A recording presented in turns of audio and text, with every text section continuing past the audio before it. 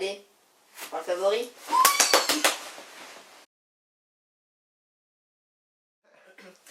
On se retrouve aujourd'hui pour parler de nos favoris du mois d'octobre. Donc on va commencer tout de suite par le teint. Ok, donc le premier produit teint qui m'a le plus convaincu ce mois-ci, c'est la crème moussante démaquillante de Bourjois.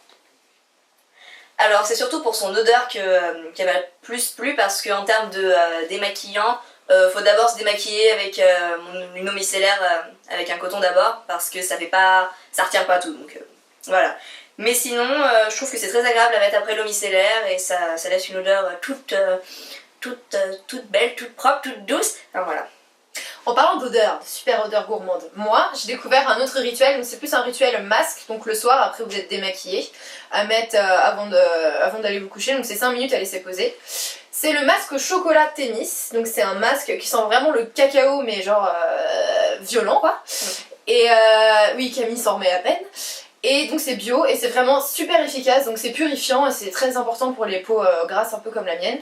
Donc une vraie découverte et je m'en passe plus. Et sinon, on va mettre ça dans les soins.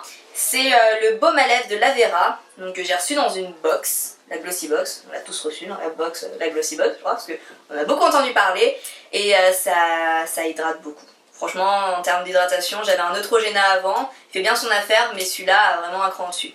Par contre, niveau odeur, je suis pas fanat, mais je passe au-dessus, c'est bon, il est nickel.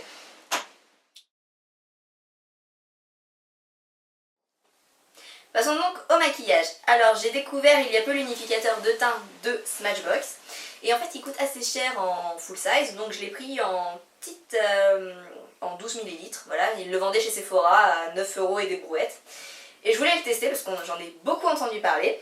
Et en fait il est génial quoi. Donc quand on a des imperfections etc. et qu'on veut pas que le fond de teint fasse genre montagne, c'est vachement sympa d'avoir un truc qui unifie tout le reste pour la pose du fond de teint après. Donc voilà, j'en suis ravie, il est tout mignon, tout pratique, on l'emporte partout et voilà, je l'aime beaucoup d'amour. Ensuite, en termes de fond de teint, j'en ai deux à vous présenter. Un plus maintenant, comme j'ai un petit peu la gueule en travaux, et un plus quand ça va mieux quoi. Donc celui en ce moment, quand j'ai la gueule en travaux, c'est le Revlon Photo Ready en teinte 004 Nude, donc nu. Donc il fait très bien son affaire, il est couvrant, il est matifiant. Voilà, juste à mettre une poudre par-dessus sur la zone T, mais sinon il est génial, c'est l'un des meilleurs fonds de teint que j'ai pu utiliser et je crois que beaucoup de youtubeuses sont d'accord avec moi. Maintenant c'est pas le must du must en termes de couvrance parce que j'aime pas avoir cet effet plâtre, mais il est génial. Et sinon quand ça va un peu mieux, là, j'ai découvert le L'Oréal Nude Magic, donc l'eau de teint, donc qui est tout nouveau. Là, que j'ai en teinte, quelle teinte? C'est le 150 beige nu. Donc il y a un poil trop foncé pour l'hiver, mais je le prendrai en teinte plus claire. Et c'est génial, c'est vraiment l'impression d'avoir rien du tout. C'est super léger, limite plus léger qu'une BB crème. Et ça unifie bien le teint. C'est sûr que c'est super léger, donc quand on a vraiment des grosses imperfections, c'est pas possible. Mais il est vraiment génial et j'en ferai une revue plus détaillée si vous le voulez. Voilà. Et en termes de correcteur, j'ai le collection, c'est le Lasting Perfection en teinte 2 light. Donc pour mon anti-cerne et correcteur, et il est génial. Genre ça plisse pas, donc si t'as besoin d'un bon correcteur, ça ne plisse pas. Et il est top. Bien sûr il est un petit peu caca parce qu'il fuit, je ne sais pas pourquoi, mais il est génial. D'accord, alors moi je vous parlais de teint mais complètement différent de Camille parce que moi je mets pas beaucoup de fond de teint dans le sens où j'utilise une bébé crème en règle générale, donc vraiment léger, même si j'ai parfois la gueule en travaux aussi. Hein. Donc je vais vous montrer mes découvertes du mois. Alors là c'est la Flower Perfection que je pense pas mal de gens connaissent maintenant. C'était pas français ce que j'ai dit ici? Bon, c'est pas grave.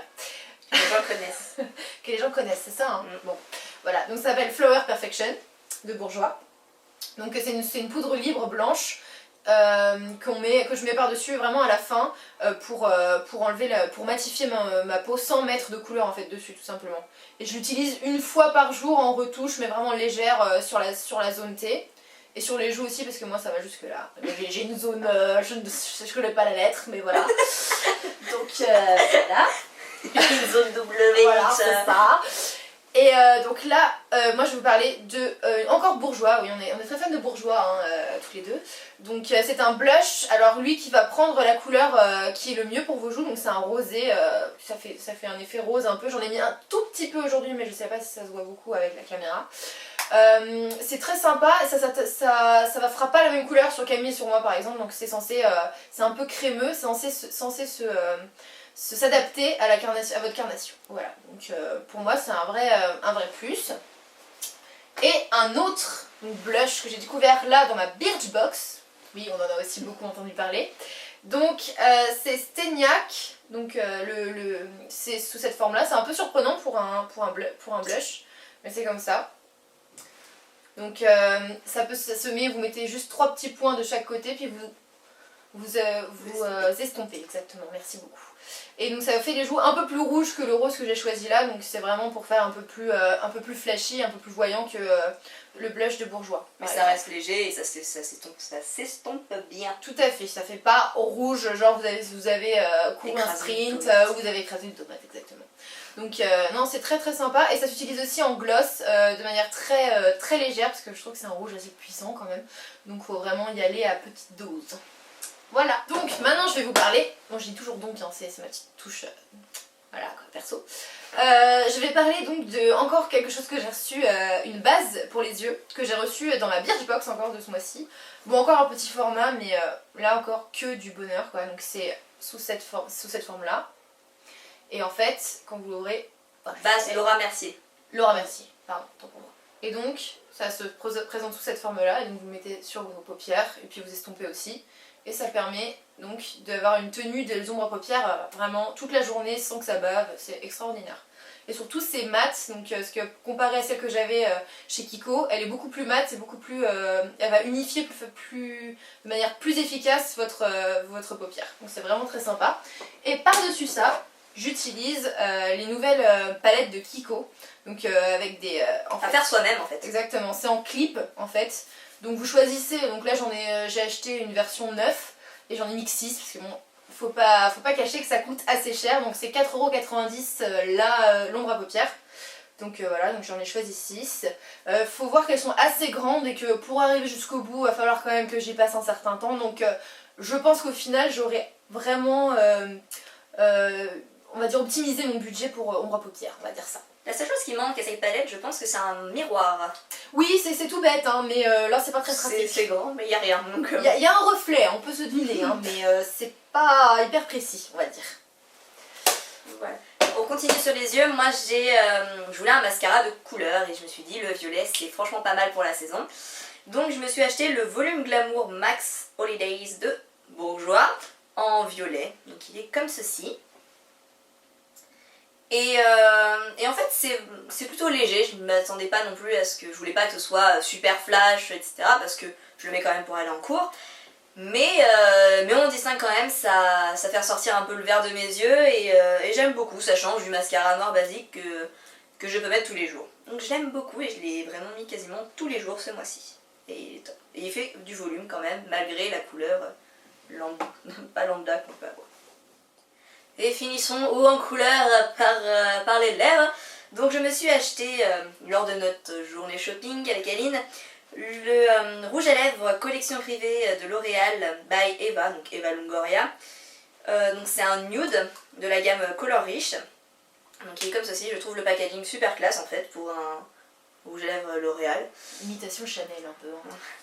Et voilà, il est un peu nude avec des sous-teintes un peu orangées, un peu corail. Mais il est super sympa et je l'ai quasiment mis tout le mois parce que comme je charge plus souvent mes yeux, ça laisse un côté naturel et voilà. Et je l'aime beaucoup. Quant à moi, je vais vous présenter 2 produits qui sont vraiment formidables. Bande de macaques, donnez-moi un bébé singe. C'est trop marrant quand tu nous tiens. Bref, petit délire entre nous deux. Hein. Donc je vais vous présenter un produit que j'ai découvert dans la Birchbox qui s'appelle Floss Gloss Limited, enfin c'est la marque. C'est un vernis. Donc gris foncé qui tire un peu vers les bleus ou verts selon l'éclairage. Et donc ce qui est assez sympa, c'est que j'ai mis qu'une seule couche et que ça rend comme ça. Donc c'est vraiment c'est vraiment déjà, c'est un gain de temps et surtout ça fait moins de pâté au final, ça fait moins un effet surcouche que j'aime pas trop sur certains vernis. Et donc celui-là a vraiment un super rendu. D'ailleurs, en parlant de ça, c'est la couleur Faded. Ouais. Faded, avec mon super accent. Fad. Voilà. C'est très facile à expliquer comme couleur, Faded. Voilà. Donc ça rend comme ça. Une autre découverte que j'ai faite ce mois-ci, complètement différente des cosmétiques, mais qui a un lien avec le bien-être, donc je me suis dit que c'était pas complètement hors sujet.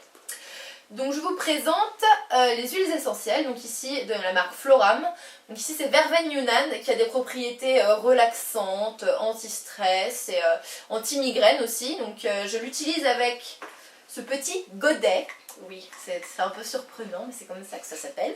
Avec une espèce de tige en bois. Donc en fait, vous ouvrez votre huile essentielle et vous mettez à l'intérieur pour ouvrir un peu. Ça permet en fait de libérer l'odeur en fait. Et vous mettez l'eau là-dedans. C'est pas très beau, hein, j'avoue, mais ça marche, c'est ça qui compte.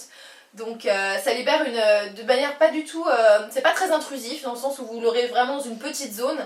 Donc quand vous vivez avec quelqu'un et que celui-ci n'aime pas les huiles essentielles ou les odeurs fortes, c'est très sympa et puis ça vous permet de l'avoir dans votre univers auprès de l'ordinateur ou quoi que ce soit. Donc vraiment une découverte et puis bien sûr il n'existe pas que Verveine, hein, mais c'est une des odeurs que moi je préfère et qui a les effets dont j'ai besoin. Donc voilà, une vraie découverte et puis je vais continuer sur cette lancée. Voilà. Donc c'était nos favoris du mois d'octobre 2013. Voilà. Donc on espère que ça vous a plu surtout.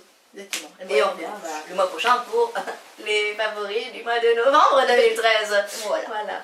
Merci à tous.